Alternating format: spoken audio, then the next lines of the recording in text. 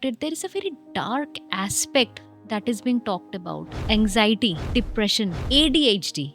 Prospective marriage proposal gets dismantled because the girl attempted a suicide at her early teens. There's a trend where ADHD is being discussed all over the school, all over the preschool. So this is another negative impact of awareness. How do I understand whether I need therapy or whether I need medication? And if I manifest this too much, people might say, "अरे ये तो mental हो गया." Normal tendency camps someone mental.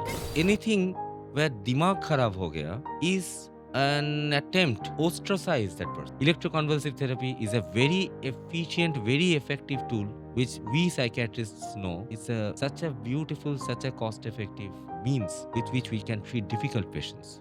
And these days, there are a lot of suicide among young people. This is a problem because expectations are on the rise. The job expectancies are also on the rise. And also the targets, the target oriented approach. With that, the reward phenomenon. Everyone knows the behavior therapy. There are certain areas where you can actually maintain a good mental health. For that, number one is fulfillment of the parental desire. What they could not achieve should not be transferred upon to their children. The realization of self.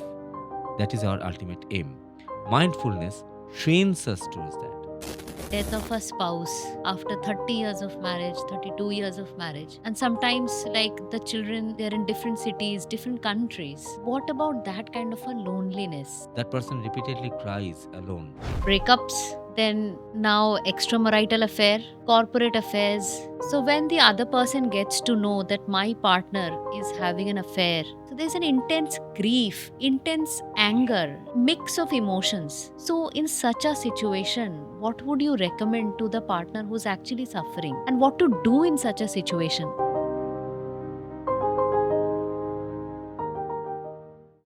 Welcome to Modern Monk.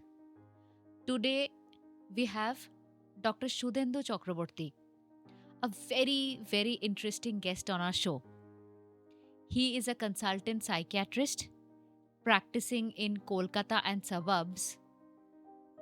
Besides being a psychiatrist, he's also into music and practicing expressive art therapy. He's also a graduate and postgraduate from National Medical College, Kolkata. Lots to chat about on mental health, on mindfulness, on social practices, stigma. So let's dive into this episode and get to know what exactly is emotional and mental well being. Welcome to Modern Monk.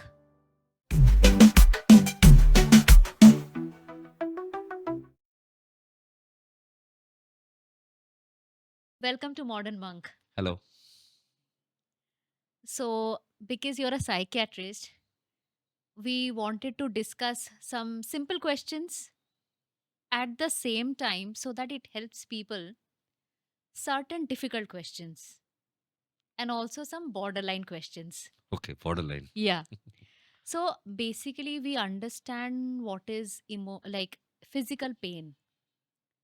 So in the childhood, whenever we used to get hurt or fall down, there was a red medicine at that point in time and it used to be applied on the knees.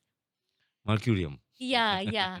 And then there was one antiseptic liquid. It used to give a slight sensation, but we were very sure that we are going to heal. But as we grew up, if our results or marks were not that great enough, so friends used to belittle you. So there was some kind of feeling that I still can't express. And when I used to come home from school, throughout the way, I used to be scared that what will my parents say? And another factor, they will also be upset. And then when I came home, they used to scold. And there was some feeling of burden. I still can't express that kind of a hurt. And that red medicine was not available to apply where I don't know. So, what is this? The pain that you feel inside, still, I just know that if it is visible, it is physical pain. If it is not visible, it is emotional pain. And if I manifest it too much, people might say, "Arey, ye to mental ho gaya." There is that stigma. So, what is this emotional pain? What is mental pain? Actually, that is the main key point what psychiatry deals with. It's because you can see, as you have just expressed, you can see the kind of physical pain you are going through. You can actually see a wound that has been created. You can apply a mercurochrome over there. But the problem with mental illness is that you cannot actually see the kind of disease or the kind of wound you have gone through, but you can definitely feel it. Not only you, you can also share your feeling with the people who are closed. So, psychiatry is something which you can feel. It deals with mental illness which can be felt along with the person who is being wounded. So that is called empathy. We need empathy. It's not sympathy. Sympathy is something which is like a little bit hierarchical. I'm a little bit superior. Empathy is like to feel the pain as if you are also going through it. That is very important. So that is what is being dealt in psychiatry. It's all the mental illness. The beauty of this genre of medicine is that it not only deals with the disease, there are certain disease which has got certain genetic backgrounds, which has got certain infective backgrounds in psychiatry. But along with that, just like as you have said that the kind of the social situations, the different growing up situations which you are going through, all these things actually add up to form a cognitive process. And this particular holistic approach is being dealt with in psychiatry. So, these days we hear a lot of words and they have become very common. Maybe 10 years back, I did not hear about them so much as I hear about them now. So, maybe it's a good sign. But then again, when people speak about it, there is a very dark aspect that is being talked about. So, anxiety, depression, ADHD. So, these are three words that we frequently get to hear. If you can explain what are these? First of all, I would like to mention a few words about the first part of your question. That is that, yes, we nowadays are actually hearing these words. This is a very good aspect as well. Why? Because of the awareness. People used to hush up when a person used to get depressed. They used to hush up. No, no, no, no. Don't tell anyone. Go and see a movie. Go and chill out. It's not a disease. Come on. Why are you so depressed? You don't tell a people when a person is getting rashes all over, uh, no, or having fever. So you don't scold that person for getting a fever. Why are you getting fever? Fever. Go to a movie and get your fever cured. But when a person gets depressed, that person tells that I don't want to live. The basic the criteria of existence becomes a question. In that scenario, also, we used to suggest them certain similar like go to a movie, go to music. We do not consider them as a disease, but the fact that these terminologies are nowadays being discussed so much in detail shows that yes, the mental awareness program to some extent has been successful. And to add up with it, there is also certain elements. Previously, a person who is a suicide survivor recovered from a suicidal attempt. That person used to be ostracized. Like, okay, people used to make all Even their gossips families. in the families. Even their Huh? families. इनके घर में Ah, suicide हुआ था. yes, Even their a families. bride, prospective marriage proposal gets dismantled because of the fact just that because the girl attempted a suicide at her early teens. But this is the stigma. We need to neutralize the stigma. A person can get typhoid anywhere in their lifestyle. So that is not a problem. That is not a stigma.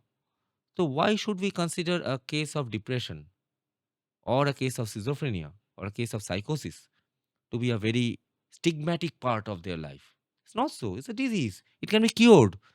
The most thing is it can be cured. That's why these terminologies are so much in detail, so much in discussion nowadays, because they are our medicines, they are our therapies, there are techniques, and each and every day a new innovative method is being discussed in treating these.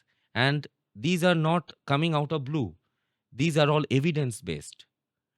These are all research based. So we can always tell a person, don't worry, you are depressed, it's okay.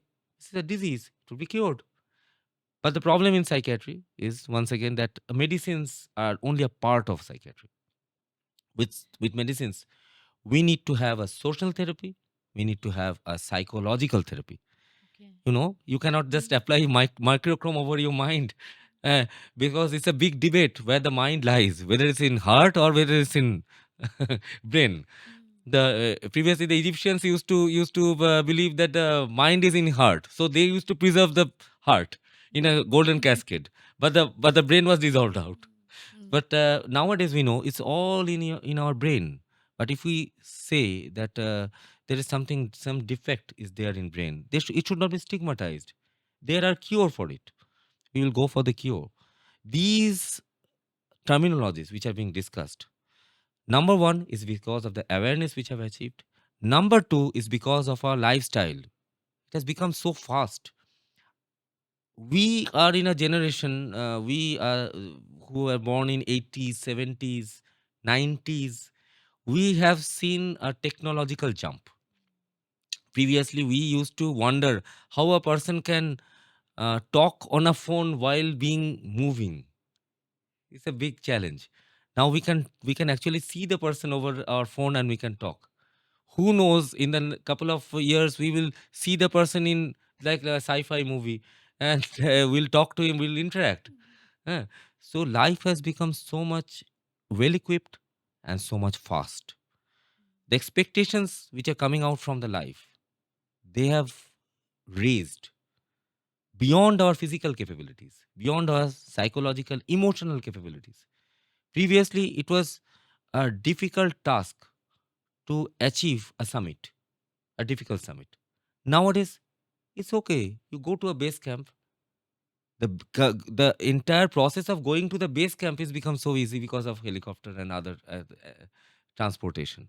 So, because of that, the mismatch between our lifestyle and our emotional and physical capabilities, there is raised issues concerning anxiety, concerning depression, and a separate thing, ADHD. ADHD is the abbreviated form of attention deficit hyperkinetic disorder. And very lovingly or very annoyingly, this terminology is mostly attached with people who are child, who are children, who are small, toddlers, beyond toddlers, early teenagers. We There's a trend where ADHD is being discussed all over the school, all over the preschools. So this is another negative impact of awareness, Okay. Mm. because diagnosis is good, Mm. but overdiagnosis is bad. A playful boy or a playful girl is being diagnosed as, oh, he's having or she's having ADHD. It's not that. Leave those things to the specialists. Leave those things to the therapists and the assessors. But yes, these are being discussed. And another good thing is, because these terms are discussed, because these terms are being afloat, we can interact and we can intervene earlier.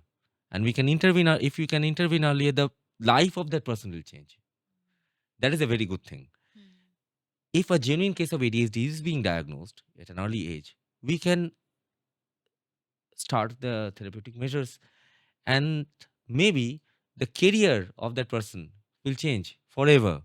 Something we will achieve which we couldn't have had there been no diagnosis. So this is a very good, and there's also a little bit interesting fact Mm. of being these terminologies being discussed nowadays. Well, awareness is there, but at the same time, sometimes we hear that the person was in depression, bouts of depression right from childhood, but only gets to understand that in their 20s or 30s. So, if you can break down for people to understand, if I have depression, what could be the first symptoms? And anxiety, Okay. are they different symptoms, same symptoms? And as you said, like ADHD is discussed in schools, like whether the person has ADHD or not, nobody knows. But what if there is a genuine case of ADHD? The child cannot talk about it. So again, will it be a 10 years after that the child realizes symptoms? Okay, those there is a gold standard in our Mm. practice in psychiatry, which is being told that anything which doesn't disturb your normal lifestyle is not a disease. You can feel depressed. A person cannot feel always feel elated, irrespective of the situation. That is not very normal. But when this depression actually changes your normal schedule, hampers your normal schedule, and it also causes a break in your dealing with other people's lives, your profession, your normal living, then it's a problem. As for example, the ADHD.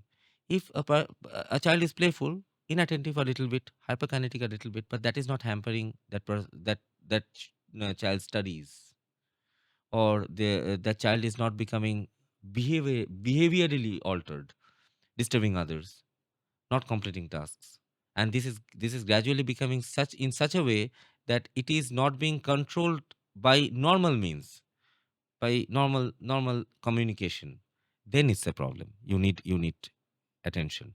Regarding depression, once again, we know that the normal signs of depression, signs and symptoms of depression are low mood, loss of sleep, loss of appetite, loss of energy, apathy, not being able to enjoy pleasurable activities, which we call anhedonia.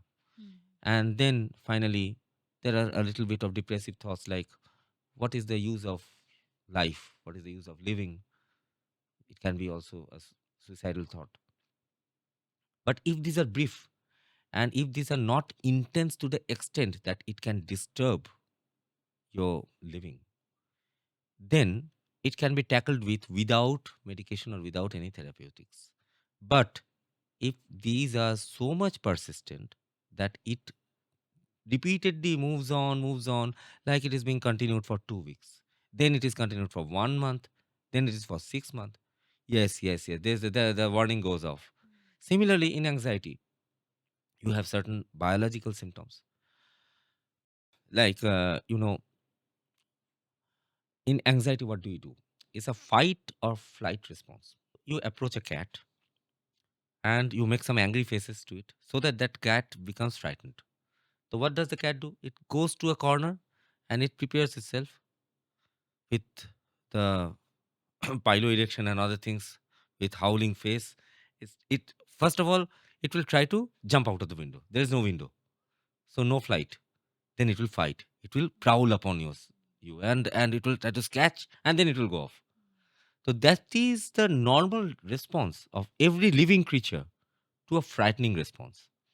In anxiety, the same thing happens to us, but we are supposed to be superior human beings, superior creatures. So we do not prowl upon, but our activities actually mimic whether we are fighting or prowling. Like, for example, we are actually we get our respiration rate starts increasing, palpitation, the heartbeat starts These are increasing. biological These symptoms are the of. biological symptoms of anxiety. Okay, okay. uh, and then we start sweating. There is piloerection, and then we start as if breath holding, as if I'm going to die.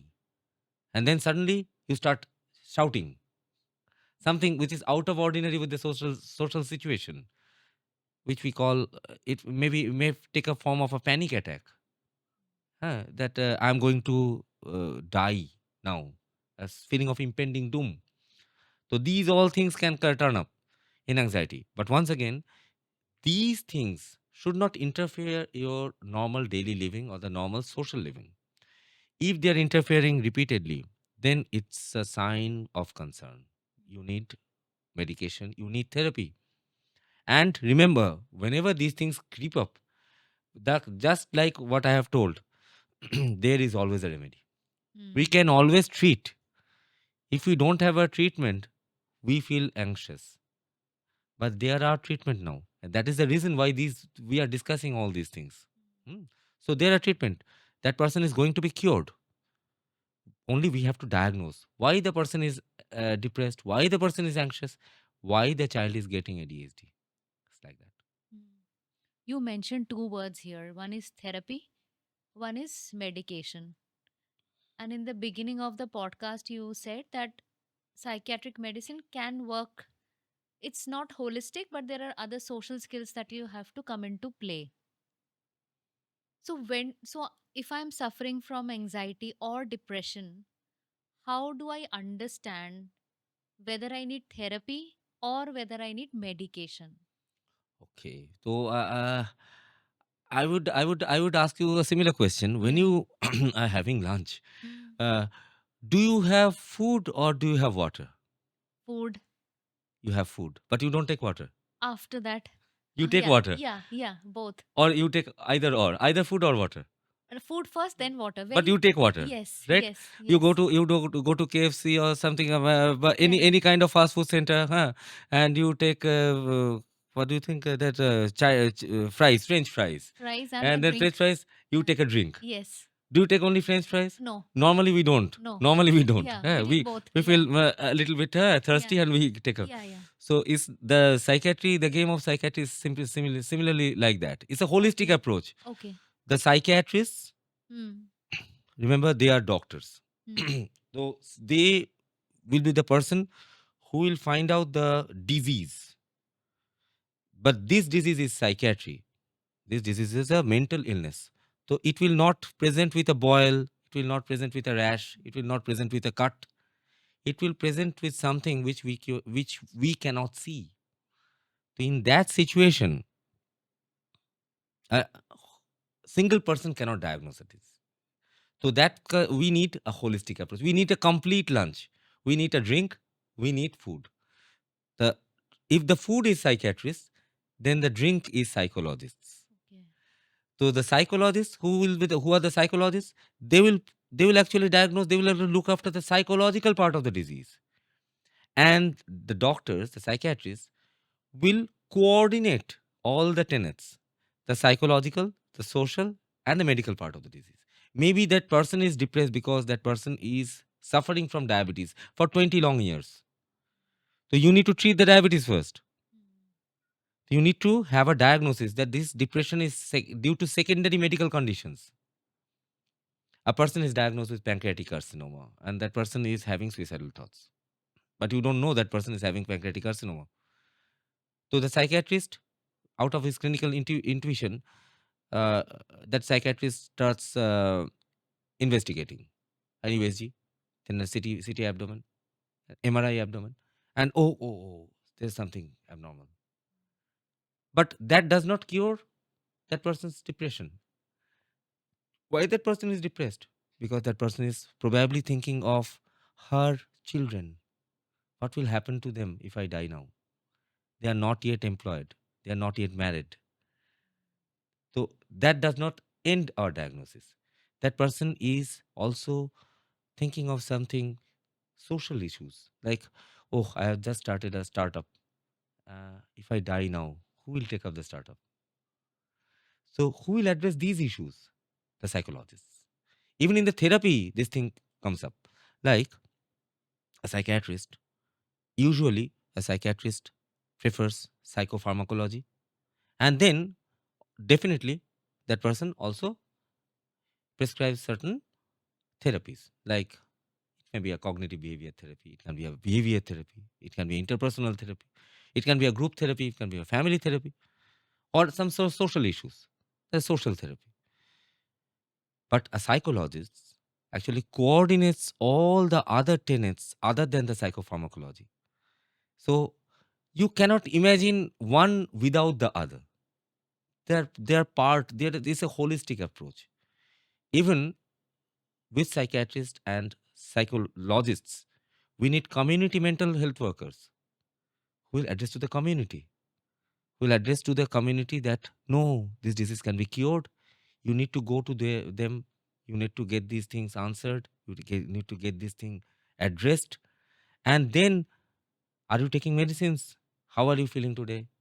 Oh, this thing, that thing. The main thing is empathy. And with empathy, we need a holistic approach, a teamwork. In a team, there are many. It's not a one-to-one game. It's a game of cricket. It's a game of football. It's not a single table tennis tournament where one-to-one interaction is there. It's a teamwork. We need a teamwork to treat mental illness. That's because it's a psychiatric illness. Had it been a small cut, mercurochrome would have been sufficient. Yeah. But what about stigma? I know there is awareness, a lot of like film personalities, they are coming out and talking about mental illnesses. Uh, but still, it's like in a household, if I have stomach ache for 2, 3 days, the parents will automatically say, "Ki, let's go to a doctor." But if I'm suffering from low mood for about a week or more than that, they will never say, go to a psychiatrist. And if I have to tell them that I need to visit a psychiatrist or psychologist, I will think 100 times still in 21st century. So what is that stigma that is associated with any kind of emotional mental wellness? There's a big issue regarding stigma and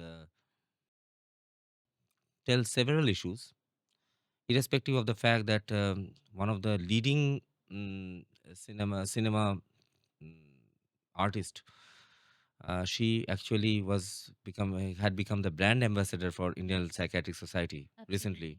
Yeah. And but there are also issues where there had been a movie whose name had to be changed after litigation because it was the word mental was used in that cinema, in the name of the title of the cinema, and that was changed into judgmental. It's a tendency, normal tendency, to stamp someone mental, stamp someone, like we call in Bengali pagol, we call in क्या है सरफिरा है क्या सरफिरा. तो it's a normal tendency of us. दिमाग खराब हो गया. हाँ, दिमाग खराब हो गया. तो anything where दिमाग खराब हो गया is an attempt to ostracize that person. This is also beyond the psychiatric boundaries because whenever a person thinks something which is out of the box, that person is becoming sarfira. That person is becoming mental, quote unquote. But that is not the fact because everyone will not remain within the dome of that normal tendency. People will be there who are outside this normal frequency. So that is not psychiatry. But even after that, even after all kinds of mental awareness programs, there had been issues where there is the stigma is a big factor, especially in the teens, especially in the geriatric population, in the elderly population. It's a big issue. But thankfully, there are areas where this stigma issue has been actually addressed successfully. Like in rural population nowadays, there has been, thanks to government efforts, the government has taken initiative, the National Mental Health Program, followed by the District Mental Health Program. All the subdivisional hospitals, the rural hospitals are being equipped with a mental health personnel. Not only a mental health personnel, there is also a psychologist. Both of them are mental health personnel, but a psychiatrist with a psychologist. The entire team to address issues. Plannings are there so that there can also be a community mental health worker. So all kinds of these are the aim is to reduce the stigma. Like I have told that this is a disease, it will be cured. We don't tell a person that okay you have malaria.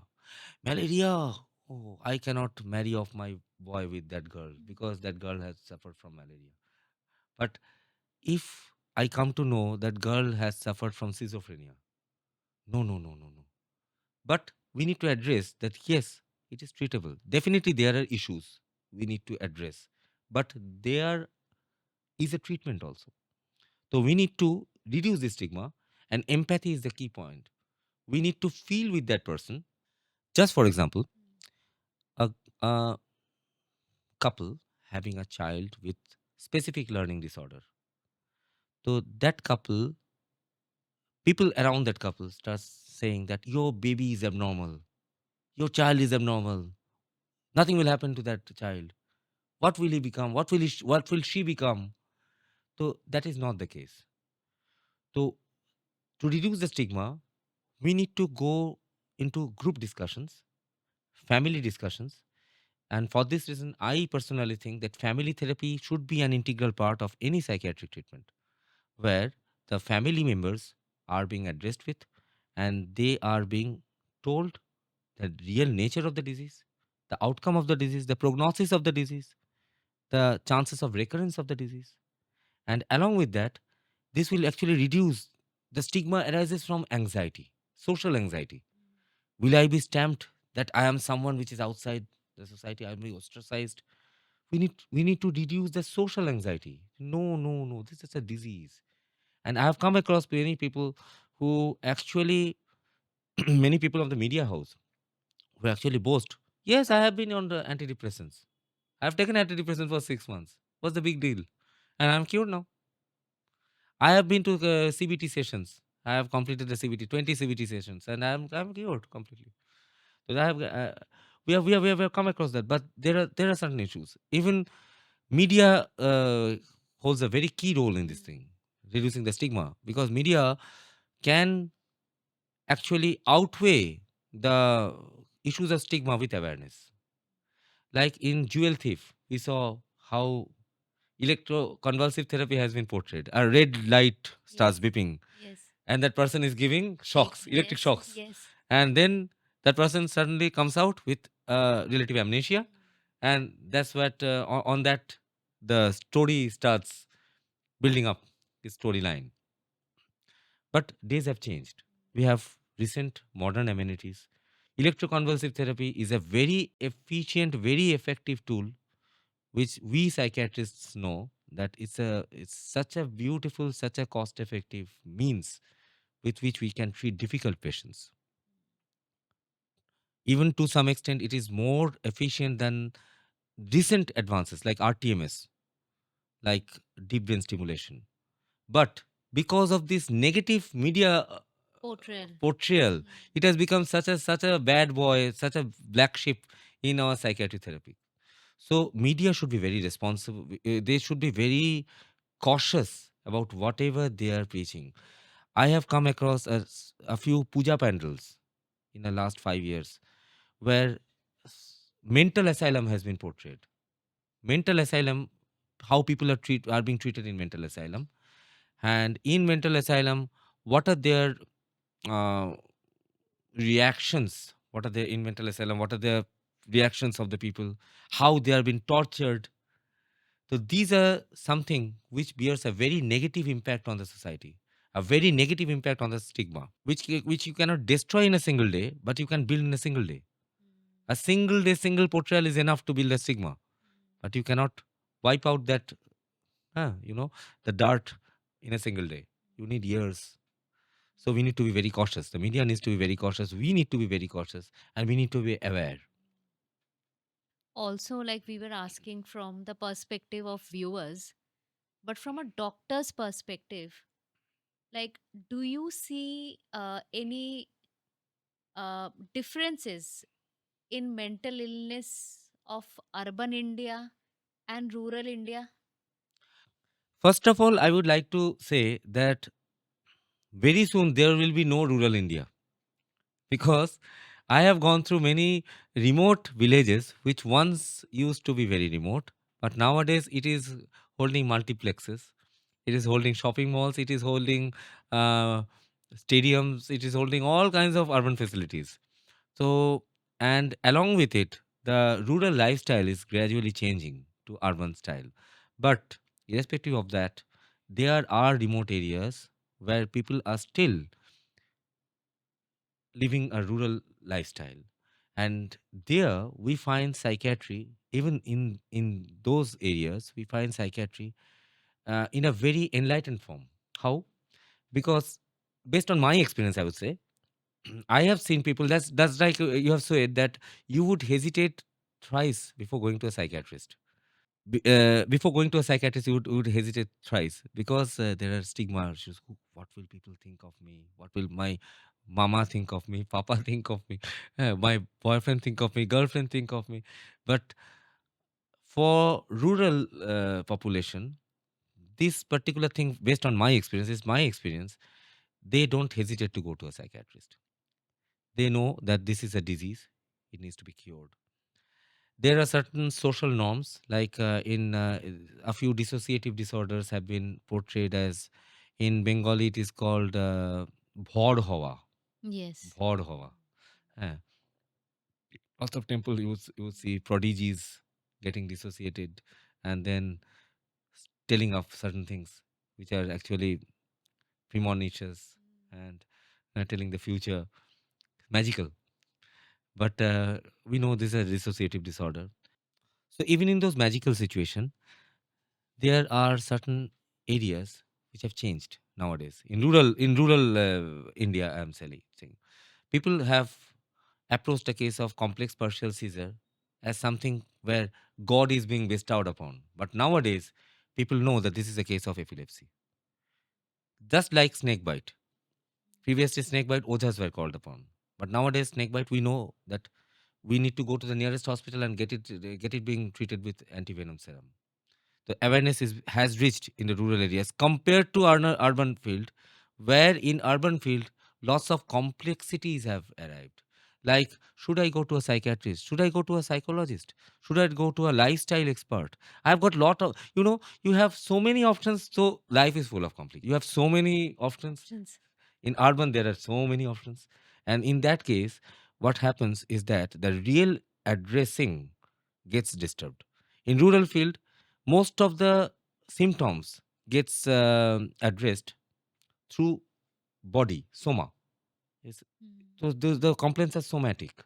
Like many people with serious psychiatric illness present in rural India, rural areas, as headache, Mm. body ache, huh, and low back pain. So a person can get confused that, oh, this is a case of low back pain, so this is an orthopedic case. But you find out, no, this is actually something which is linked to major depressive disorder. But in urban areas, the presentation is much more intellectual. Usually, the somatic complaints are being actually replaced with more intellectual complexities. Suicidality. In rural areas, the suicidality has increased many folds because approach to pesticides, approach to other harmful objects. But the type of suicidal attempts, like hanging, like drowning, like pesticides, is a little bit different in the urban complexities, because in urban we find intake of pills, hanging, and something like that. But a little the style is a little bit different. You need to, but the gradually the difference is getting diffused.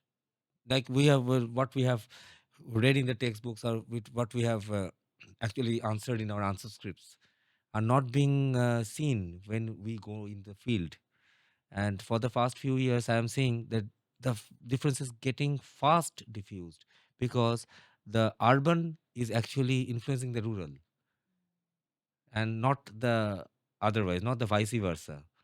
So the rurality is gradually being lost, into oblivion. For that reason, the urban complexities are coming into the rural fields as well. The complexity, the somatic complaints are becoming more complex. Like not a simple case of migraine, but it's a case of complex headache, complicated headache. It's like that. So, when you're talking about modern day problems, complexities, I'll touch upon a very contemporary theme and breakups, then now extramarital affair, corporate affairs. So, when the other person gets to know that my partner is having an affair, so there's an intense grief, intense anger, mix of emotions. So, in such a situation, what would you recommend to the partner who's actually suffering? And what to do in such a situation? Actually, you are actually talking about interpersonal relationships, Mm. and these what you have just mentioned. These had been existent even in the remote past, but nowadays it is becoming a practice. It is becoming Very even it's rampant. rampant.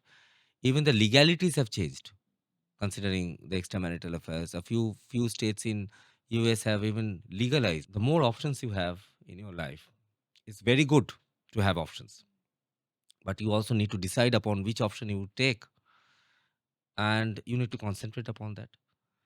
But the problem is that for interpersonal relationship, because of the lifestyle, because of the expectations, because of the shifting priorities, nowadays these breakup, these kind of extramarital affairs, and then the kind of other issues are becoming more common. So what happens is that the other part, who has discovered that that person is being cheated upon, it's a very natural phenomenon. That person will get annoyed, irritated, depressed. It's a very natural phenomenon because no one likes to get cheated. It's a normal, natural phenomenon. Even the person who is cheating gets cheated again. That person will also feel the same way. And it is not only restricted to the kind of interpersonal relationships only. What you have not mentioned, I would like to mention, like a person shifting jobs in a corporate world is very common. A company hosts a person, nurtures a worker, gives that person expertise, professional expertise, and then after getting those all professional expertise, that person cheats the company and goes to another company. It's like having an extramarital affair. That's like having that. Why? Because of expectations, the needs which we had studied from Maslow's pyramid of Yeah, needs, pyramid. Yeah. the hierarchy of needs, Basic needs to the basic spiritual needs needs. to spiritual needs. Yeah, yeah. So we are more getting concentrated on the basic needs. We are getting deposited to the basic status. We are not being able to go to the higher standards. And why? Because we are dearth of patience. We are dearth of time. We don't have time. We don't have time to look for sedimentation. Even a card needs to get solidified for one night at least. Overnight, yeah.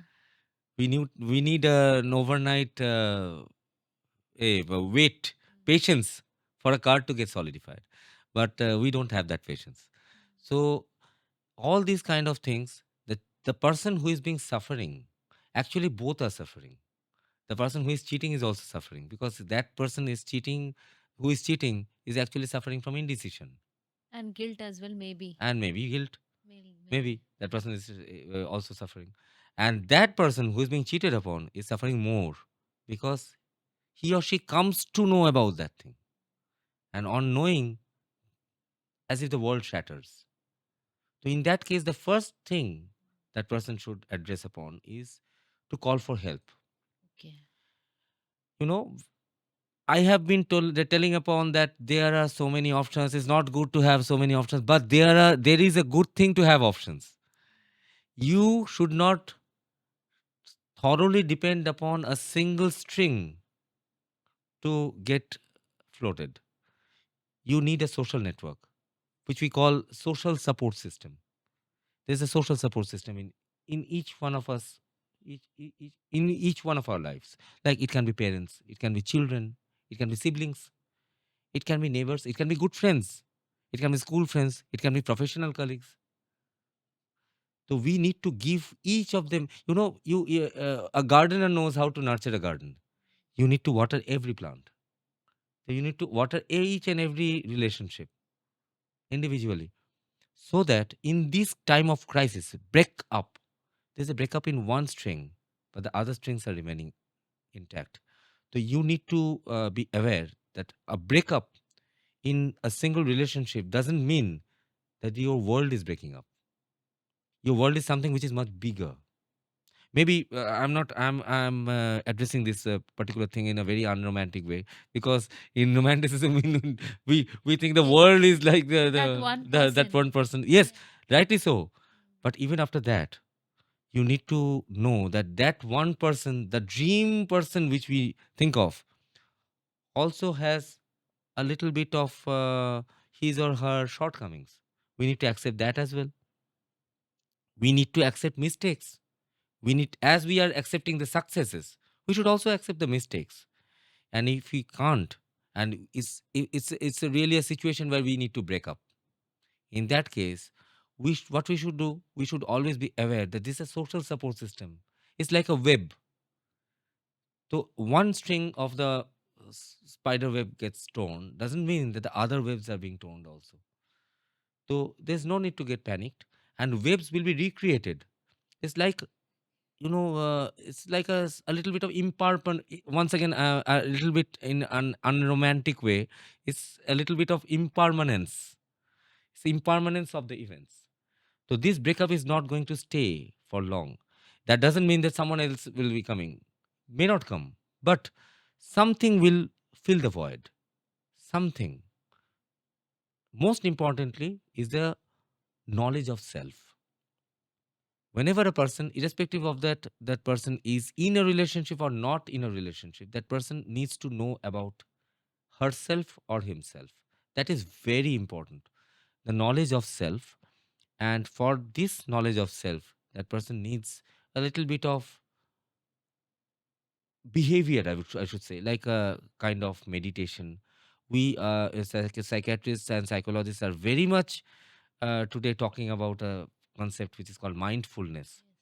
So we can actually develop a contagious disease called mindfulness based psychotherapy in all of us, so that we know that even if no one is there beside us, there is one single person, that is me, and that is what matters. That is what matters.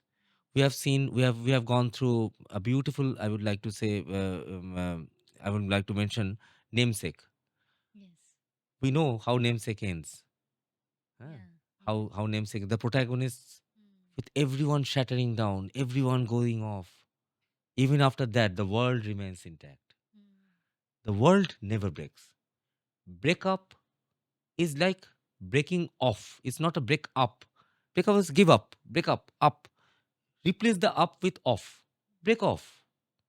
Break off from that Gives a relationship. temporary feeling. It's a temporary feeling. Huh? Yeah. It's Yeah. off. Break off. It's a break off. It's not a break up. Because it's not giving up. It is going to the next phase. Okay. So that way we can, and definitely we should not nurture these kind of depression, kind of feeling alienated, getting suicidal. We should not nurture, because life is beautiful. And the more day progresses, our life will be full of more complexities. We have to adapt with that. But even after that, I would say each life is so beautiful. We need to understand the beauty of it.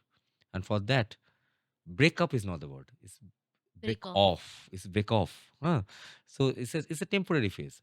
It will be going off, and something new is going to come. Another very related question to this, like death of a spouse after 30 years of marriage, 32 years of marriage. And sometimes, like the children, they're in different cities, different countries. What about that kind of a loneliness? And people from the other generation, they can do, they can seek help, but they're not that tech savvy also. So, somewhere like the grief is there, which continues for some time. And then the prolonged loneliness, which they know that they have to live with it for the rest of their lives. How to cope up with this? Yes, but even if when the spouses, both of them are living, a person gets morbidly ill. That's a more difficult situation, because a person dies is something which is uh, a situation where that person is not at least physically existing.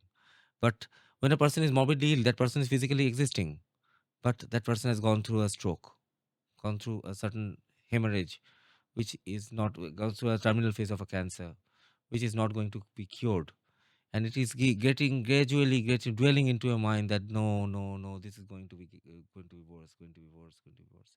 So in that, it is a difficult situation. And also we know a case of empty nest syndrome. Empty nest syndrome, we Okay. all know about empty nest syndrome. It's like a nest, a small nest, nurturing birds, and a mama bird and a papa bird, both feeding their child.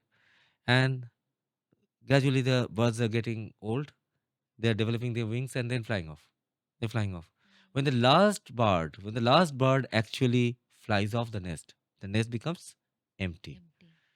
So this is a big scenario which what our respected elderlies face. Their last child, their last hope Ray of that hope, yeah. that person is going to stay with me, goes abroad to study and gets settled there as well. Okay, there are means to reduce the distance, but by technology.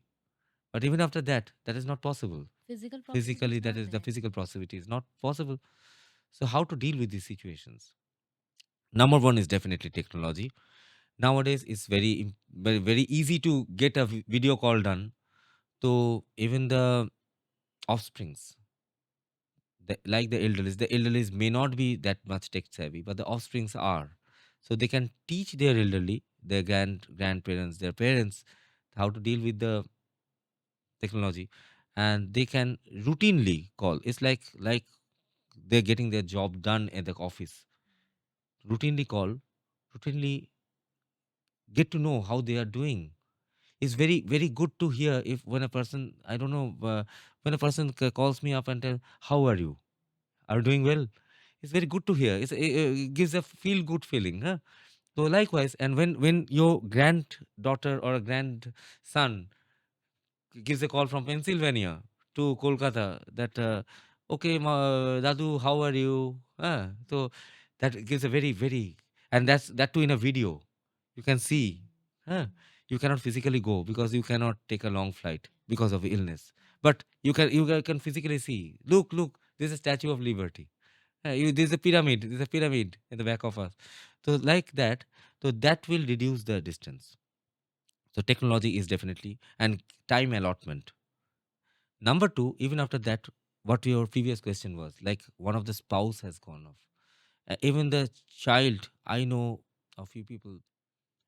Uh, One of them is it's a brilliant artist. I'm not going to mention his name, but that person repeatedly cries alone. I give him a call, and I tell him, not as a doctor, but I give him a call as if he's son like. Uh, how are you doing today? What are you doing? So that person, he I know he regularly cries in his house alone at night. Why? Because he has lost his wife and he has lost his son, his only son. And he has so many canvases around him, so many credits, but he has got no one to talk to Or share anything. or share anything.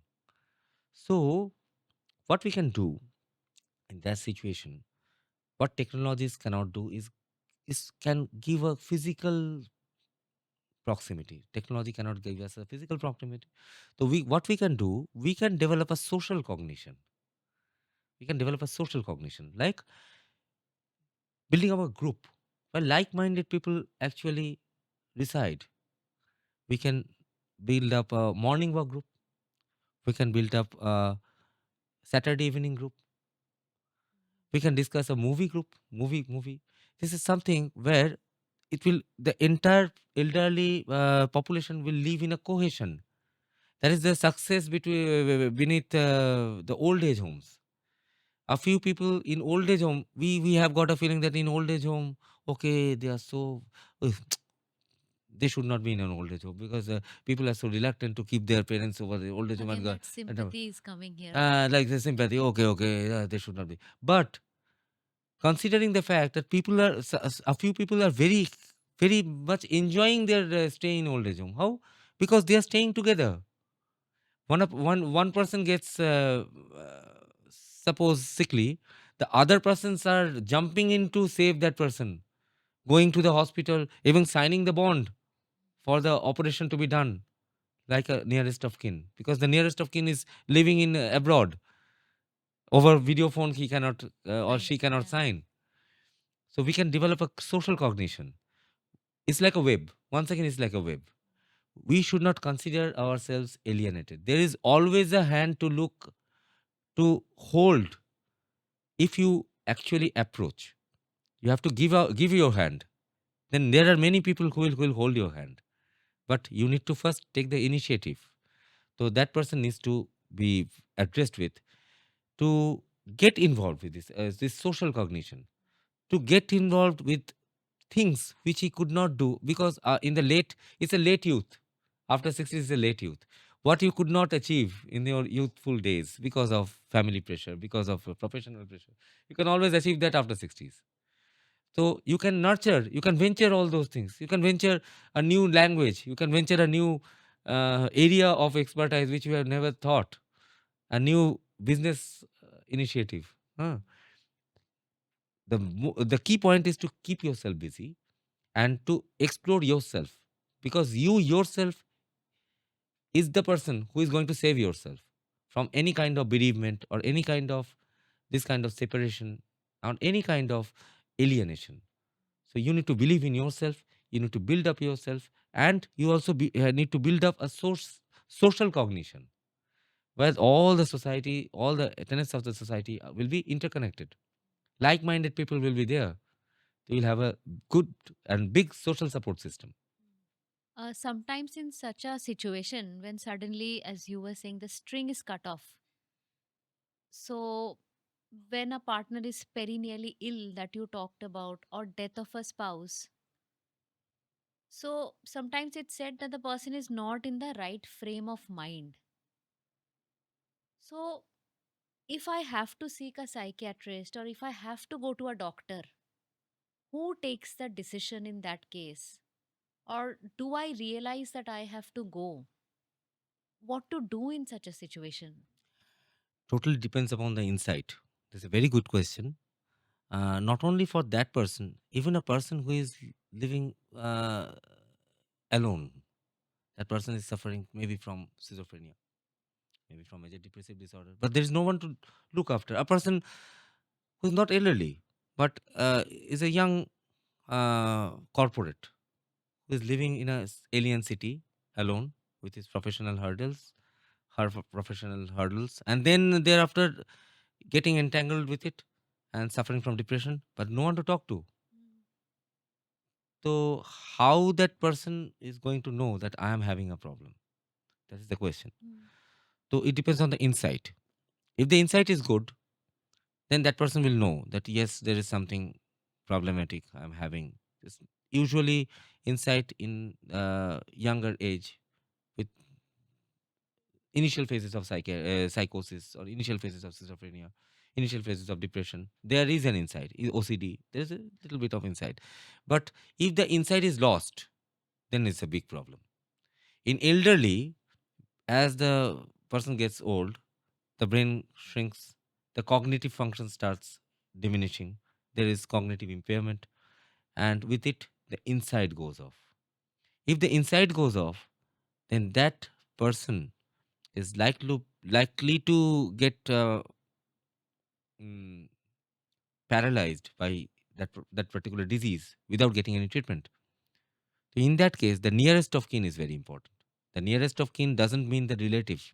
The nearest of kin is the person who is staying, the neighbor, the social. I have already told, the social support system. Whoever is communicating with that person, the person who is having the insight and noticing something which is different to that person's personality, behavior, something which is coming off late. It was not there, suddenly coming. So that is a thing which should be noticed. And in that case, that is also an alarm that yes, you need to go to a mental health professional. There are areas where a person denies, I don't have any disease. Why you are taking? But even in that case, you need to convince that person. A person is disruptive, breaking all objects. Whoever tells that we are going to take you to a psychiatrist or a psychologist or something, that person is likely to be killed by that person. He is so violent or she is so violent. In that case, also, you need to, in case you need to involve legal personnel, for the social security, you can also inform the police. But you need that person needs treatment, not only to calm down, not only to solve the situation, but also to treat, because that person is healthy when that person is treated.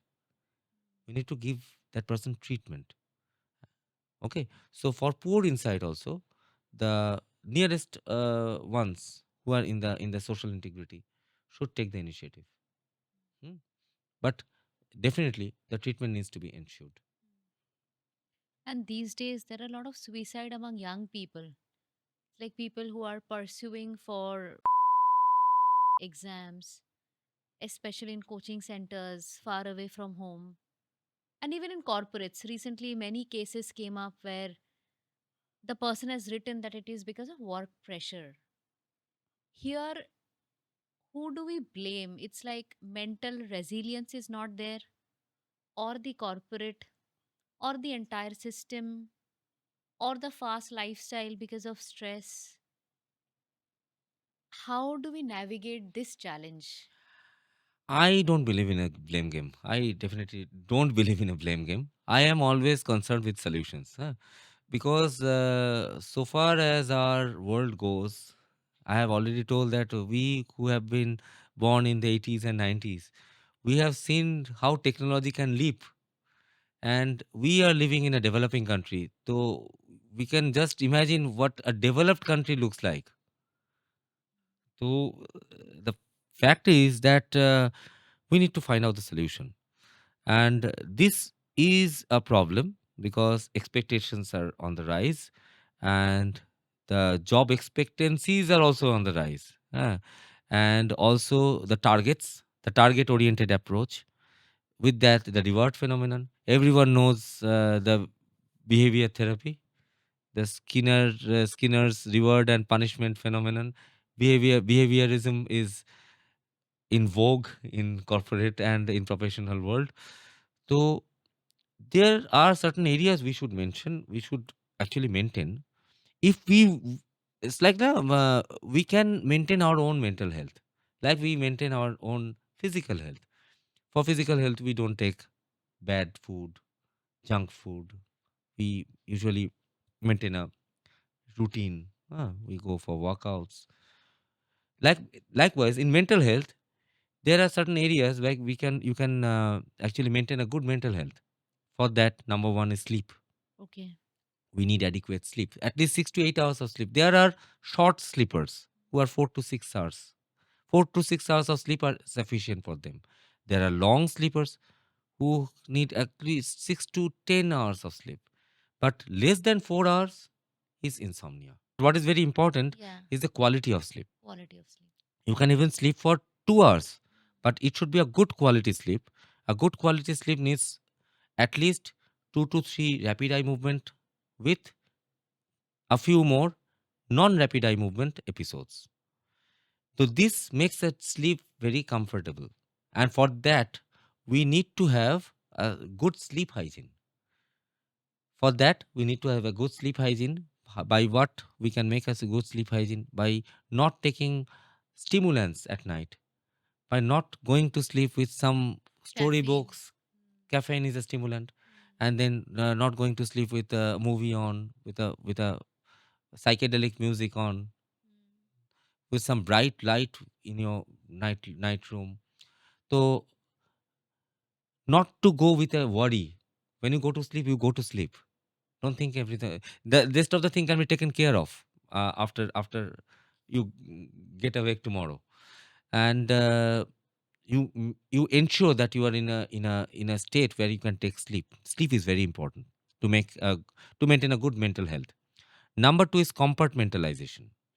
Compartmentalization, you need to compartmentalize. Once again, it is a fact that nothing is actually unanimous in our present world.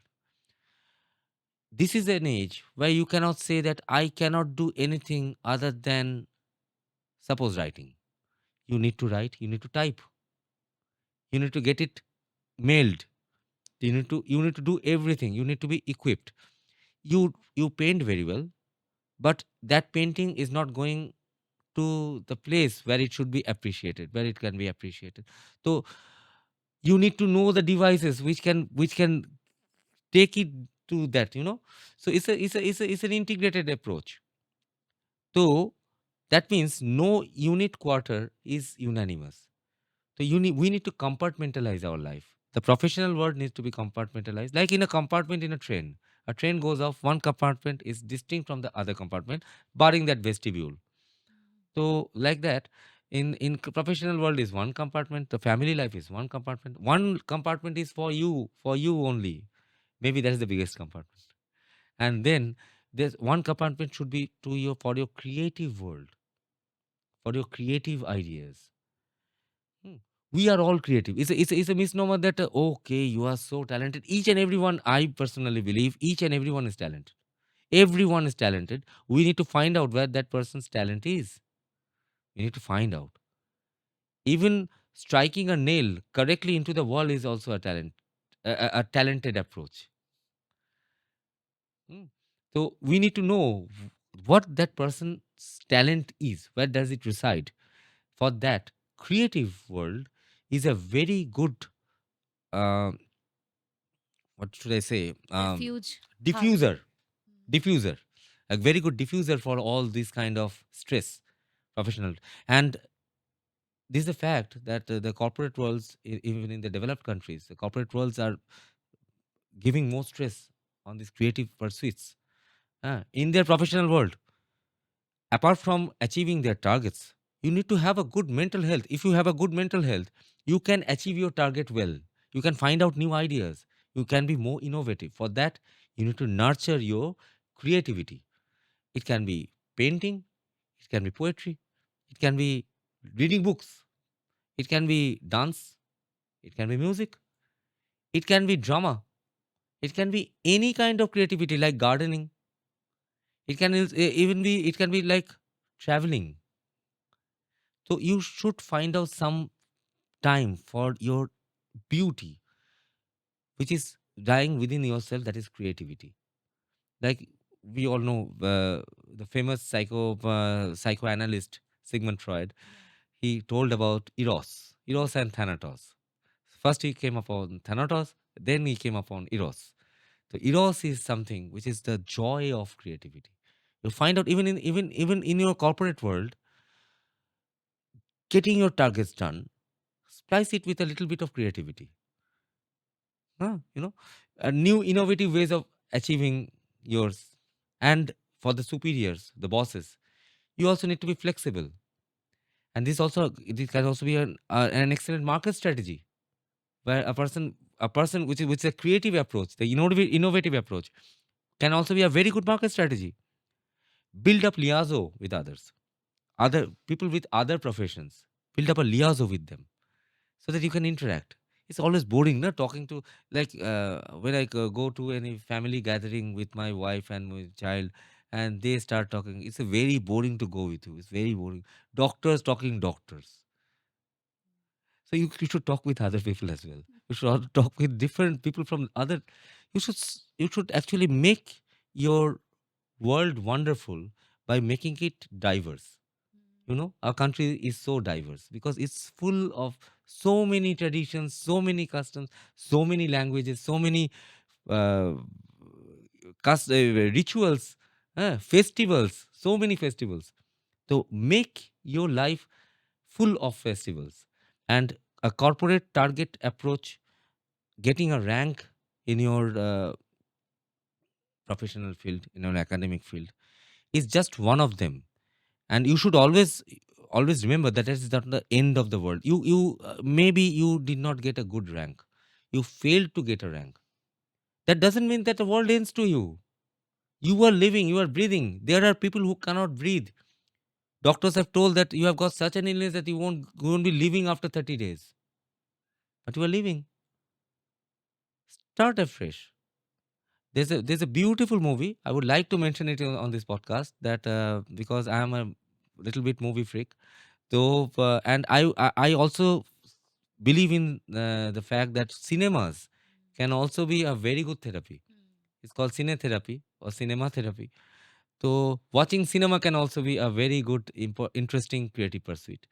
And what we should there's a movie. So 12 fell. Yeah. So start, restart, restart. Restart is a very good word. Always, but restart is always a more powerful word than shutdown. So always place your finger on restart. Don't press it before the work is done. But if the work is like the it's a computer world, the system is getting hanged, restart. Always put the restart button rather than putting on that shutdown button. So that is a very good strategy you can take. Also, besides being a psychiatrist, I know that you're also into music. So, is music also therapy? I mean, you mentioned about cinema. And is it important to learn any one musical instrument or singing right from childhood? Does it do something to the brain, to the neurons? Definitely it does. Okay. And this has been a shift in the recent events for the last, what should I say, 30 to 40 years. Before that, it was a norm in our school. I came from a school where Tagore were a was a very influential person in our school, in my school, and by class 6 I can remember that I already had learned around 50 to 60 Tagore songs, well, which are really, some of them are really unpopular, rare Yeah. Tagore Yeah. songs, thanks to my school. So, but unfortunately or fortunately, whatever, so much pressure, so much academic importance is being given on these ranks and competitive exams. These creative pursuits are gradually getting diffused or dissolved. And unlike the kind of academic nurturing we're getting in the abroads, where one, at least these kind of skills, which professionals have told that these are life saving skills. What does these skills save a life from? From stress, anxiety, all kinds of hastiness in life. So these life saving skills, one of such skills at least should be a part of nurturing and schooling of every single child in our country or in our society, because this skill is going to save that person when all the other skills are going to give way. And this can be not only music, it can be dance, it can be drama, it can be poetry, it can be art. We know about Margaret Nunberg, mother of art therapy. We know of Adrian Hill, who actually coined the term art therapy. Scribbling, mere scribbling, can also be a form of catharsis, can also be a form of feeling good. We know about poetry therapy. We know about Mozart effect and music therapy. Although the Mozart therapy, the Mozart effect is debatable. Why debatable? Because we don't have the statistical evidences. We are living in a world where we are all based on statistics. So these kinds of expressive behavior therapy, I would rather call these pure pursuits as expressive behavior therapy, all come with a feel good factor. But the problem about that is you won't get much evidence, academic evidence in your statistics. Why? Because I cannot say how much I like this flower. Mm. It's a quarrel between art, aesthetics, and the scientific world. So the because of that factor, you won't get much quantitative data. Although issues are on, papers are coming up, research papers are, there's a journal of poetry therapy, there's a journal of music therapy, There's a journal of cinema therapy. But the qualitative data is far superseding the quantitative data, for which people are actually a little bit undermining. No, no, no, no, this doesn't work. But this definitely work. I have even heard that somebody who's practicing singing, suddenly, if I say, like, are you going to music class? The mother will say, no, no, no, right now he's in 10th. So after 10th, he will continue again. Absolutely. Yes, So that is the problem. I forgot to mention another important part. I just came up with your reference. enlightenment Yeah. reference that sports. Yeah. Sports is such a beautiful therapy. I was coming to exercise after that. Yeah, good. The sports. Yeah. So with creativity, if there is a sports, it's such a beautiful, because sports, in sports we can intermingle physical activities with our creativity, and with a little bit of, there's a reward, there's punishment, there is fulfillment. But in sports there is always a restart.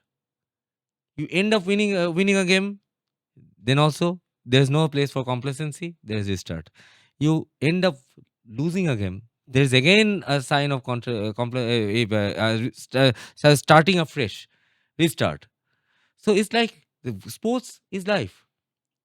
So sports therapy is also a very important part. So we need to splice up our life with all, instead of complexities in our interpersonal field. If we can splice up our life with these beautiful intricacies of the creative world, then I think the mental health is going to be more fruitful, more healthier.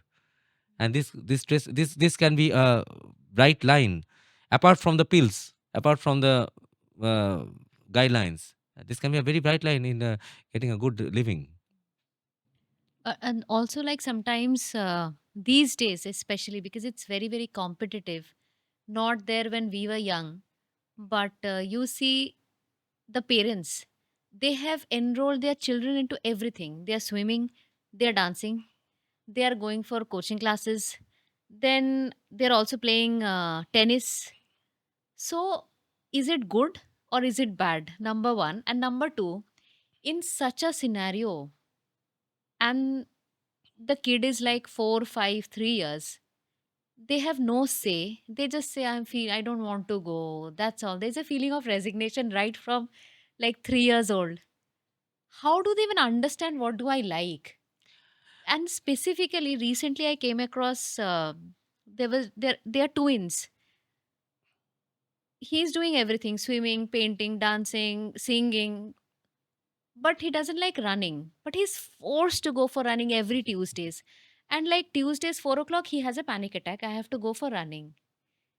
How does this work? I mean, why it has come to this? So once again, this is another. I'm going back to that pyramid, the Yeah. pyramid hierarchy of needs. Yes. These are all higher needs.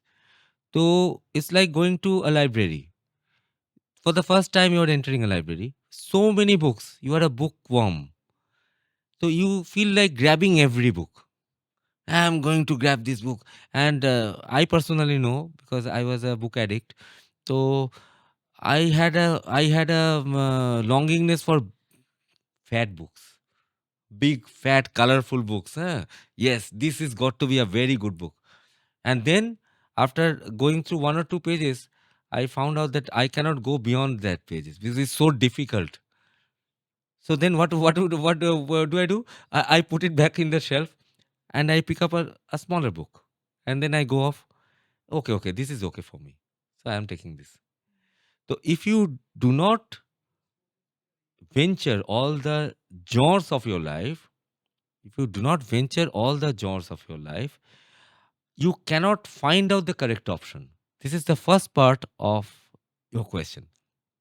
You need to try out everything, all the kinds of things. So that's what parents start doing, because that is they've been taught in the play schools, that you should encourage them in all kinds of activities. Who knows that a child is going to be Sachin Tendulkar or Lata Mangeshkar or Vijju Maharaj?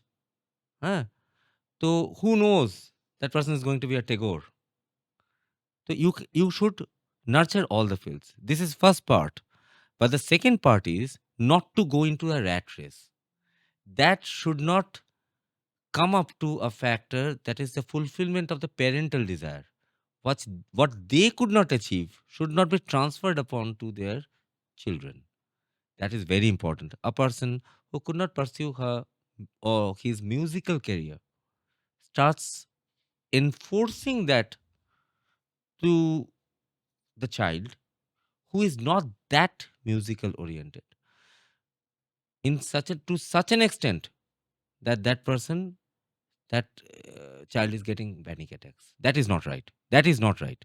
So you need to actually balance your own emotions, being a parent, your own emotions, while conferring it to the child. This is the second part. And the third part is, yes, it's because that a child cannot tell that I don't like this, I'm not enjoying this.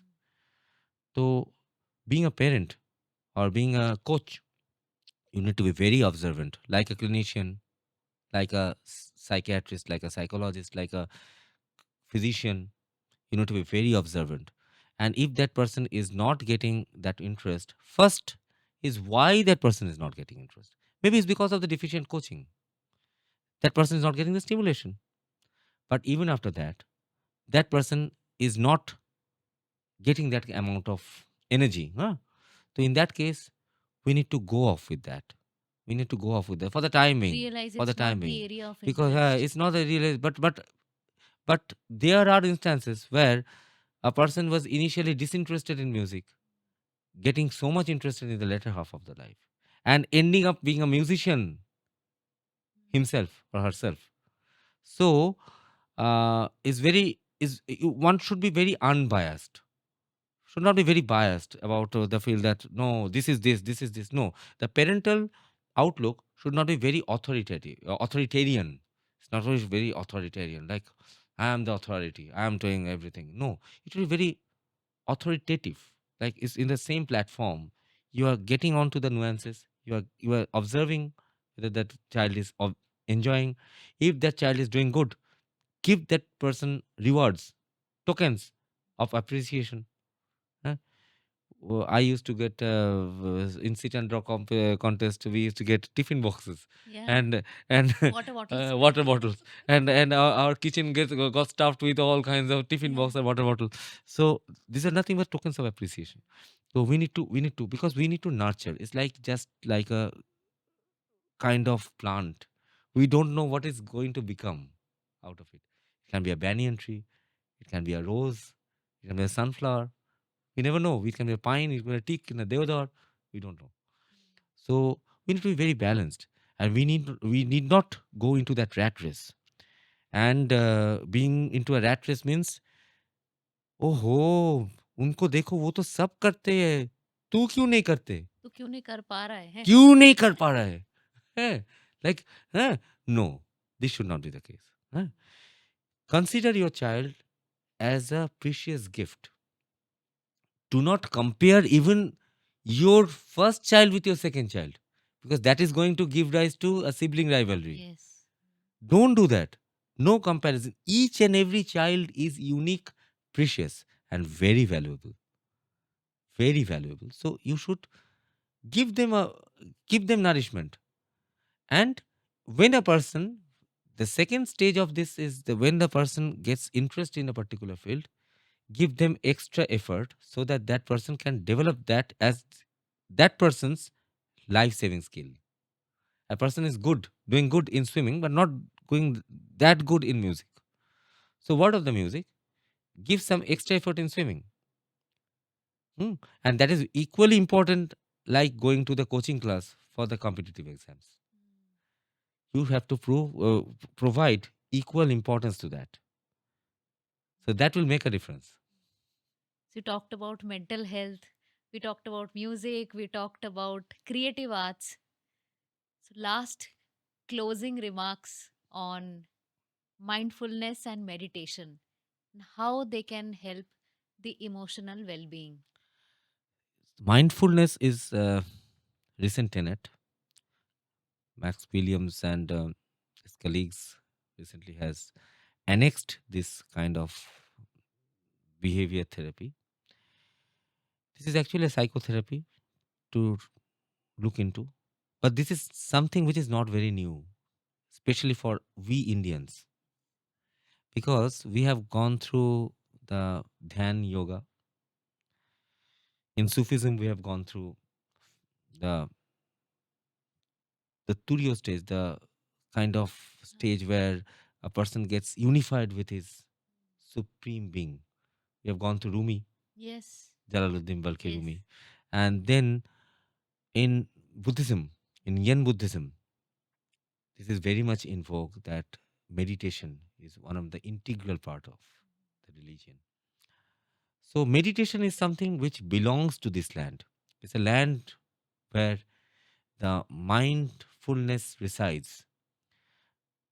Parallelly to this mindfulness, parallelly to this meditation practices, parallelly to this yoga, yoga has evolved as a therapy, yoga therapy, internationally. There was a behavior therapy which was called cognitive behavior therapy in the West. So recent researchers have integrated this CBT with mindfulness, that is meditation, and evolved this mindfulness enhanced psychotherapy.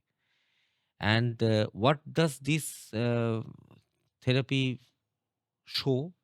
This time we have a lot of quantitative data, lot of statistics to refer to, which shows that mindfulness enhanced psychotherapy is to some extent superior to other forms of CBT, Okay. especially because of the fact of meditation. Irrespective of whichever religion you belong to, it can be Christianity, it can be Islam, it can be Hinduism, it can be Buddhism, it can be Jainism, it can be any kind of religion. The basic factor remains the meditation, which is actually a relaxation exercise. And this relaxation exercise can be a cue control relaxation exercise, a stimulation control relaxation exercise, or it can be purely a meditation process that needs to be programmed. And if that is practiced even in healthy person, that person may become, it can be a vaccine to all of us against stress. Precaution. Yeah, Like. it can be a vaccine to all of us, where before we are exposed, because we know there's a mature defense mechanism which we were taught when we were students, that was called asceticism. Asceticism is something which is like samobhavo sukhe dukkheshu, or which we called in Gita, in Bhagavad Gita. I can think of a sloka which goes off like dukkhe shanudbigno mana সুখেষু বিগতাস্পৃহ বীতরাগ ভয় ক্রোধ স্থিতর্ধীর মুনির উচ্চতে. This স্থিতর্ধি means where our mind is not stimulated by other emotions. দুঃখে অর্থাৎ sadness, Sadness. সুখ অর্থাৎ pleasure, Yeah. বীতরাগ অর্থাৎ ক্রোধ, হ্যাঁ, ভয় ক্রোধ. ভয় is anxiety, fear. ক্রোধ is anger, rage. Irrespective of all things, স্থিতর্ধি, the mind remains calm. This comes from our Bhagavad Gita. So this Thitardhi Muniruchate, that person is the supreme person who resides upon a healthy mind. Healthy mind is like a tamed horse on which you can go anywhere. You know, in Bonoporvo in Mahabharata, there was a small episode where Yaksha was speaking to Yudhishthira, and Yudhishthira was asked, what is the fastest thing in this universe, creation? And Yudhishthira rightfully told that it's mind. The mind can go everywhere. And that mind is the horse we are riding upon. So mindfulness is something. Why it is full? Because it's full of meditation. It's full of our inner self, the inner recognition.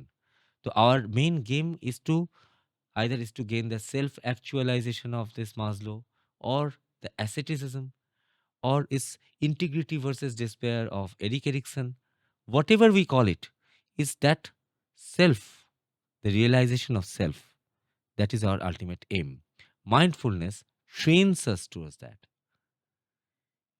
Okay, so it is that much important. So mindfulness is the future of most of the psychotherapies which will come up, and if it can be integrated with our those hard seeing fields, the medicines, then I think psychiatric illness will be completely cured. Most of them, by medicines, psychiatry, a part of it is cured. The biological it is cured, but the social part, the culture, the psychological part remains unanswered. But with integration, with all the other approaches, a holistic approach, with the creative expressive behavior therapy, with mindfulness behavior therapy, with interpersonal psychiatry therapy, with family therapy, with group therapy. hmm, So with all these tenets and with psychopharmacology, everything coming in a single shell, we can have a healthy, mindful world. That is like a beautiful statement. Thank you so much once again. Thank you. Thank you.